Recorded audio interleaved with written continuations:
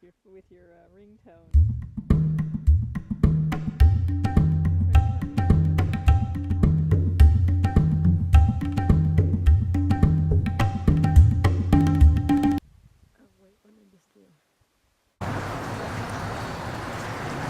So I've had these wonderful experiences, but finally the experiences, the cleansings, everything, I think they're useful, but I don't think they're instrumental in giving you yourself, because as I keep saying, you already are yourself. You are that. You've never not been that. You always will be that. So it sounds like a lot of your life has just been touched by grace, is the only way I could say it. Absolutely. So when you were talking about effort earlier, I can't claim that I've accomplished anything.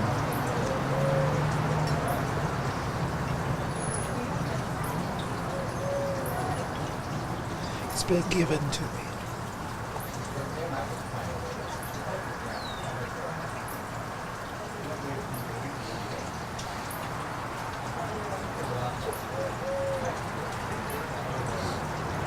That's beautiful. It's a real gift to feel that. It sure is. It certainly is. Let's talk for a little bit, okay? Yeah, let me read this one. Bhagavan says, "It is mere delusion to think of arpana, which means offering, so lightly. Arpana means that the mind gets merged in the self and becomes one with it. It means that it should become devoid of all vasanas. And that will not come about unless there is self-effort and God's grace. God's force cannot get hold of you and drag you into itself unless you surrender completely. But where is the question of our surrendering?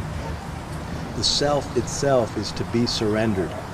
Until one can accomplish that, one should go on struggling unceasingly. It is only after trying again and again that one may finally succeed in the effort. Once you succeed, there's no going back. That is the proper course. What is the use of merely repeating the word aparna, aparna?" Yes. Yeah. He says it all. There's really nothing. That certainly doesn't need my agreement, and it has my agreement. So it's just Right. If you find that effort is needed, the effort will happen. You will do it. The ego will try and accomplish what needs to be accomplished. Yeah, for me, it's a constant having to meet the challenge in any given day of feeling entitled, as if I'm entitled to some type of life. Mm-hmm.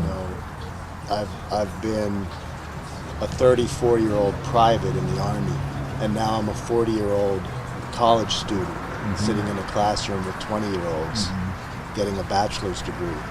And sometimes those experiences have been not so pleasant for what would be the self-image, to be looked at by a 20-year-old that's a sergeant in charge of me when I'm a 34-year-old private. I'm almost met with bewilderment, like, what happened to your life that you would end up having to join the Army at the age of 34? Like, poor guy. Whereas internally it was a deepening of humility was happening, a deepening of surrendering the self-image.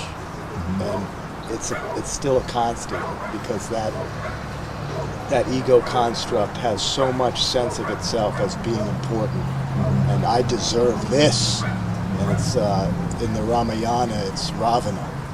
Right. Ravana, I'll show you who I am. Right. Yeah. And that's what's in all of us. It may be until it's released, or however it's kept in check or gone. So I like to hope and imagine that that energy of self-importance will someday finally be gone and not come back. Well, it's actually an energy sink. We basically, separate identity as such requires so much energy to maintain. I can again remember being in one of Ramanaji's satsangs, and it just came to me just how much energy over a lifetime, over at that time probably nearly 50 years of living, had been spent in support of the idea of a separate me. And if that energy had been freed up, how much more energy could have gone into service or whatever the needful would have been at the time.